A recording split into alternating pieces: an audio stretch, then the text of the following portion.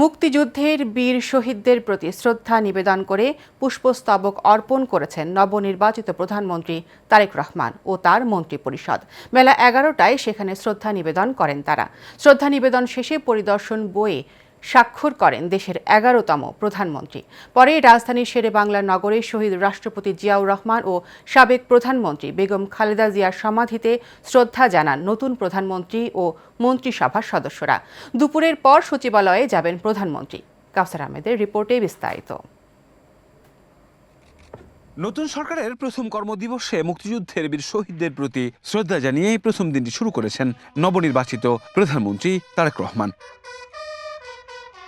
এরপর প্রধানমন্ত্রী ও মন্ত্রিপরিষদের সদস্যরা পুষ্পস্তবক অর্পণ করেন জাতির সূর্য সন্তানদের প্রতি।